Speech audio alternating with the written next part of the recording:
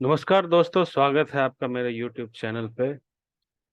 हम इस सीरीज में सॉलिड डिजाइन प्रिंसिपल्स के बारे में बात कर रहे हैं। प्रीवियस वीडियोज में मैं बात कर चुका हूँ ऑलरेडी इन तीन प्रिंसिपल्स के बारे में। Single responsibility principle, open close principle और लिस्को सब्स्टिट्यूशन प्रिंसिपल के बारे में हम ऑलरेडी डिस्कस कर चुके हैं। और आज का टॉपिक है हमारा this one, interface segregation principle. So this is quite, ये जो प्रिंसिपल है ये काफी सिमिलर है फर्स्ट प्रिंसिपल के, सिंगल रिस्पॉन्सिबिलिटी प्रिंसिपल। सो अगर आप सिंगल रिस्पॉन्सिबिलिटी प्रिंसिपल फॉलो कर रहे हैं तो चांसेस है कि आप ऑलरेडी इंटरफेस सेग्रीगेशन प्रिंसिपल भी फॉलो कर रहे हैं। It's quite similar, but not always. Her case में ऐसा नहीं होता है, लेकिन चांसेस होती है। मेजोरिटी ऑफ केसेस में अगर आप सिंगल रिस्पॉन्सिबिलिटी प्रिंसिपल फॉलो कर रहे हो तो आपको अगर अलग से इंटरफेस सेग्रीगेशन प्रिंसिपल इंप्लीमेंट करने की जरूरत नहीं होती है, वो बाय डिफॉल्ट उसके साथ आ ही जाता है। ठीक है। तो ये बेसिकली इसका ऑफिशियल डिस्क्रिप्शन है। No client should be force to depend on methods it does not use। इसका मतलब क्या होता है कि means that each class should serve a well defined purpose. और यही, ये जो स्टेटमेंट है, ये जो आप सिंगल रिस्पॉन्सिबिलिटी का भी अगर आप देखोगे तो a class should have only one reason to change. Okay, and this is quite similar to this statement. A well defined purpose, a class should serve a well defined purpose, right, and only expose behavior that is aligned with that purpose। Means एक class का एक well defined purpose होना चाहिए।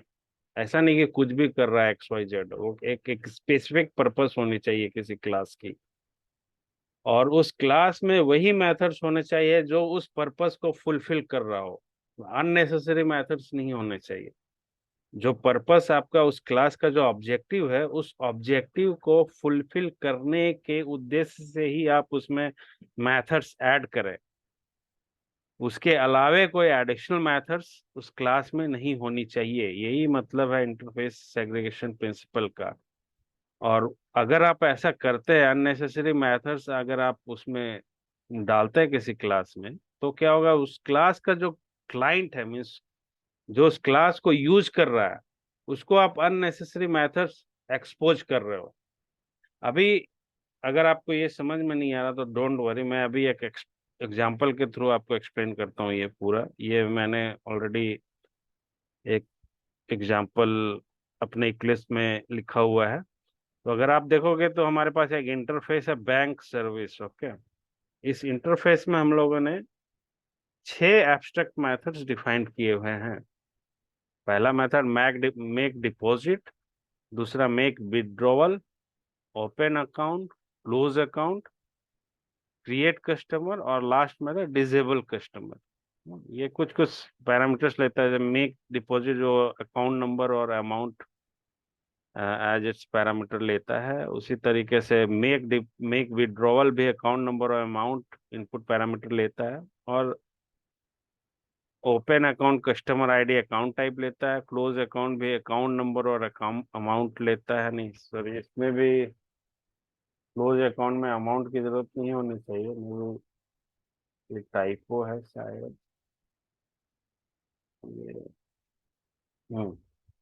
Account number और account type, account close करना हो तो।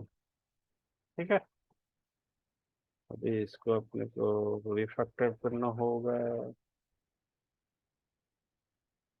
यहाँ पे ये क्या ले रहा है, अकाउंट टाइप। ठीक है, तो यहाँ पे भी अकाउंट टाइप।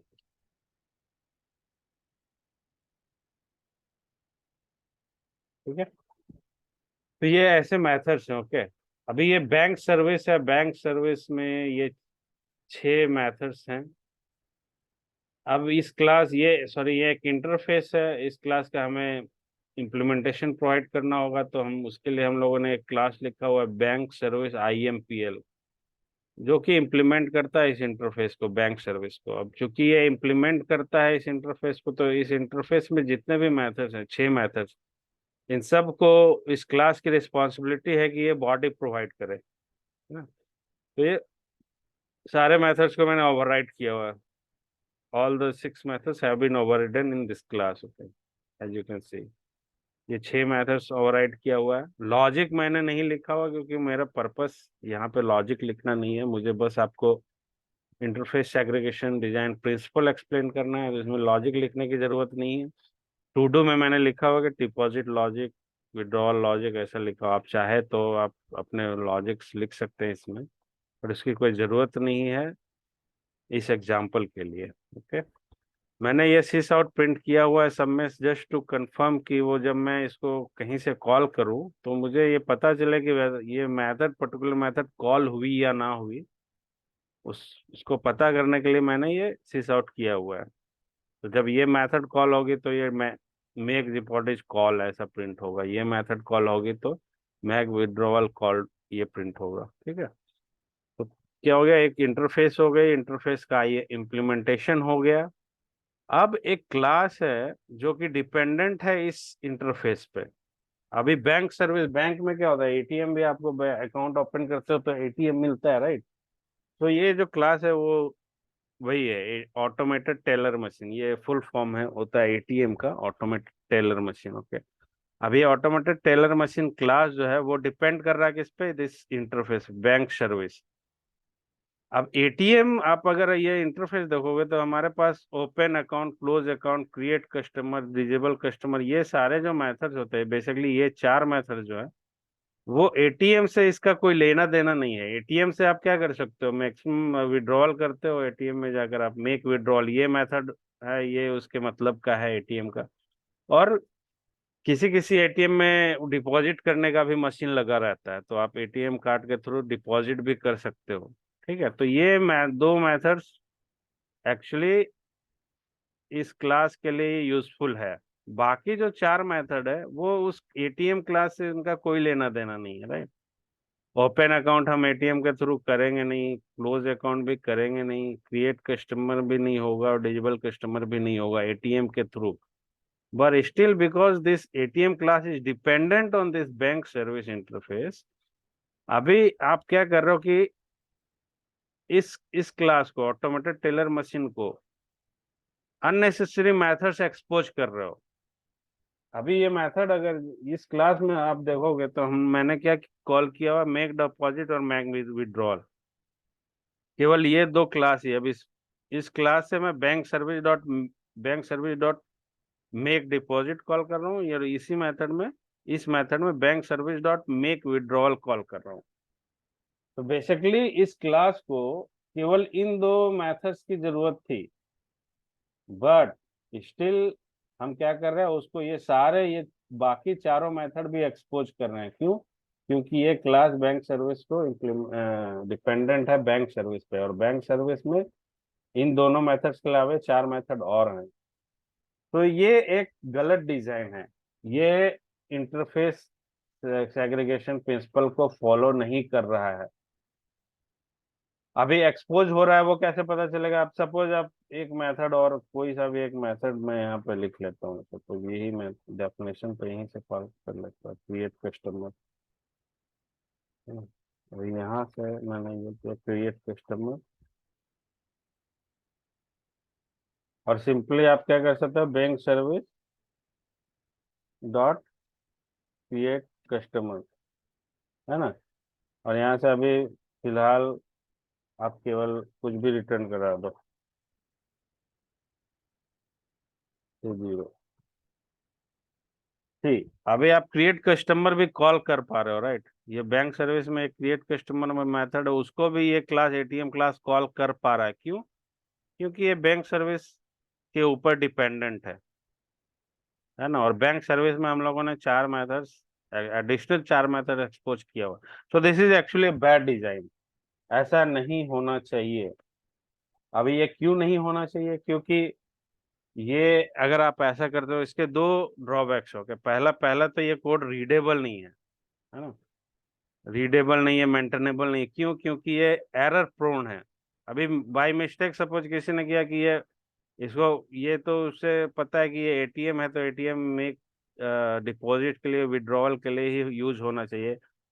कि अब बिकॉज ये मेथड अवेलेबल थे, बाय बाय मिस्टेक ह्यूमन से, लोगों से गलती हो जाती है, राइट। तो मान लो गलती से किसी ने क्रिएट कस्टमर कॉल कर लिया, instead of make withdrawal create customer call कर लिया, है ना। तो ये एरर प्रोन है। अभी ये अगर मैं ये दो मेथड यहाँ पे लिखता ही नहीं, तो यहाँ पे वो चाह के भी गलती नहीं होती किसी से, क्योंकि उस इंटरफेस में केवल दो ही मेथड हैं। तो ये जो है ये प्रॉब्लम है, ये एरर प्रोन होता है बेसिकली। पहला ड्रॉबैक ये है कि अगर आप ऐसा करते हो, इंटरफेस सेग्रीगेशन प्रिंसिपल को फॉलो नहीं करते हो, तो आपका कोड जो होगा वो एरर प्रोन होगा। मतलब आप चांसेस होगी कि ह्यूमन एरर्स होने की, आप गलती से कोई जो मेथड आपको नहीं कॉल करनी चाहिए थी वो मेथड कॉल कर सकते हो, है ना। पहला प्रॉब्लम ये है। और दूसरा जो मेन मेन ड्रॉबैक जो इसका है वो क्या होता है, वो ये होता है कि वो परफॉर्मेंस से रिलेटेड है। वो आपके फंक्शनैलिटी से रिलेटेड नहीं है, लेकिन परफॉर्मेंस से। अब क्या होता है कि जैसे ये क्लास है, this automated teller machine class is dependent on bank service, bank service पे डिपेंड कर रहा है, ओके। तो आप मान लो कि आप इस क्रिएट कस्टमर में आप कुछ चेंज करना चाहते हो। सपोज कि इसमें ये अभी पहले तो ये केवल नेम और एड्रेस ले रहा था, बाद में आपको रिक्वायरमेंट आता कि ये फोन नंबर भी लेगा, है ना, या से लॉन्ग फोन नंबर, ठीक है। अब इसमें चेंज किया आपने, है ना? बाद में रिक्वायरमेंट चेंज हुई तो आपने बैंक सर्विस के इस मेथड में आकर चेंज किया, ये एक एडिशनल इनपुट लेने लग गया। तो आपको यहाँ पे ये एरर देगा। इसका जो इम्प्लीमेंटेशन क्लास आपने लिखा है, यहाँ पे आपको वो चेंज यहाँ पे भी रिफ्लेक्ट करना होगा, है ना?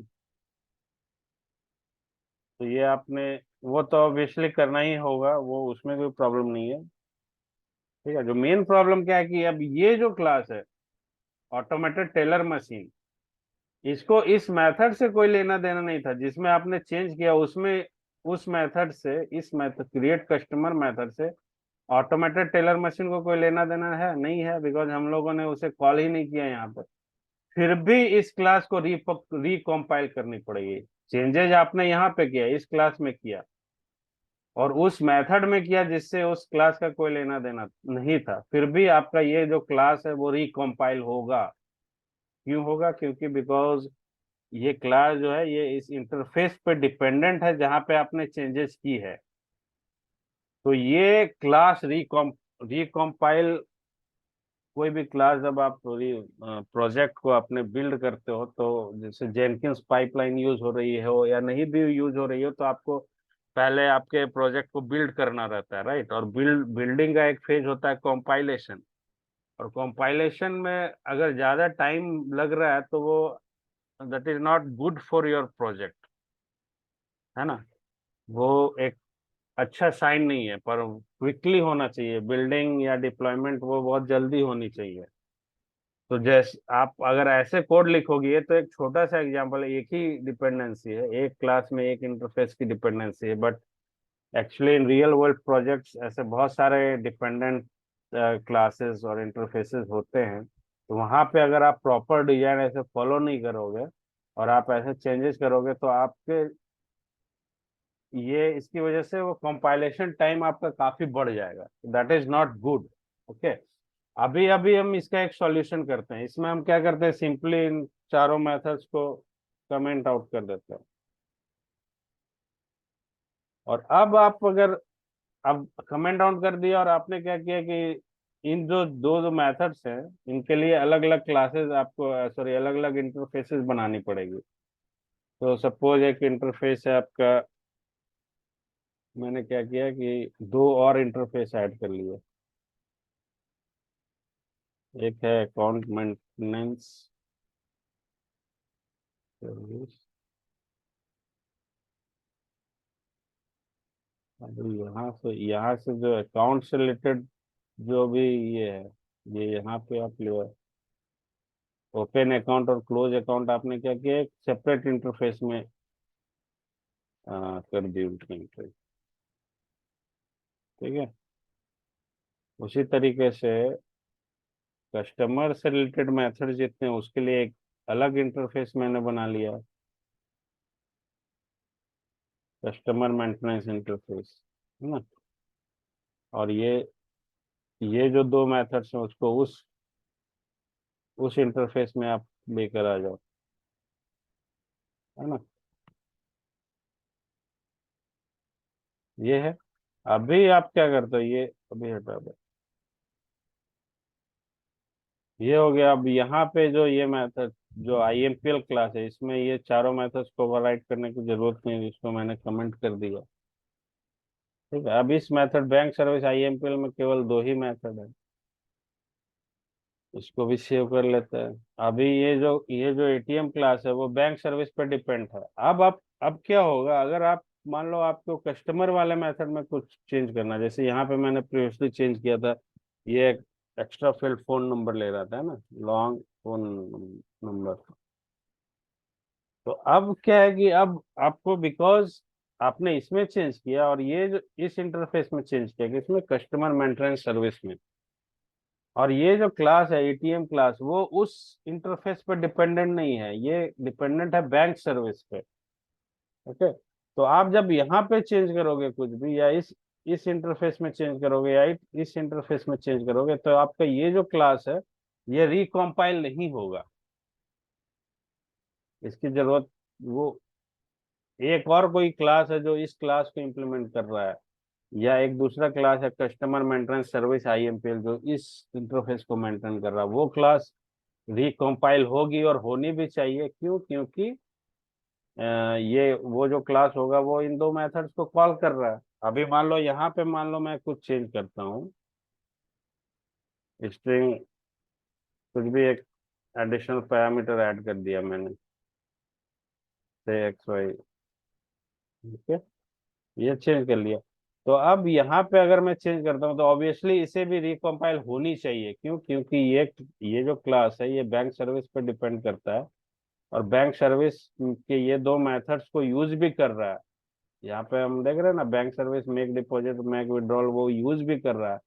तो ऑब्वियसली जब हम इसमें चेंज कुछ करेंगे तो हम चाहेंगे कि ये भी रिकम्पाइल हो, क्योंकि this method is using this two methods, तो दैट इज फाइन। लेकिन पहला केस क्या था, वो पहले केस में हम इस पे चेंज कर रहे थे, और ये मेथड मैं यूज भी नहीं कर रहा, ये वाली मेथड इस क्लास में यूज भी नहीं हो रही थी, फिर भी वो रिकम्पाइल हो रहा था। That is not good. So this is all about interface segregation principle guys. अगर आपको वीडियो पसंद आया तो प्लीज लाइक बटन पर क्लिक करें, और मेरे चैनल को सब्सक्राइब करें, ताकि मैं मोटिवेट हूँ और वीडियोस बनाने के लिए। और नहीं पसंद आया तो अपना फीडबैक जरूर दें कमेंट सेक्शन में, मैं ट्राई करूंगा कि आगे से अपने वीडियोस को इम्प्रूव करूँ, ताकि आपको वीडियोस पसंद आए। Thank you guys, thank you for your time, bye bye.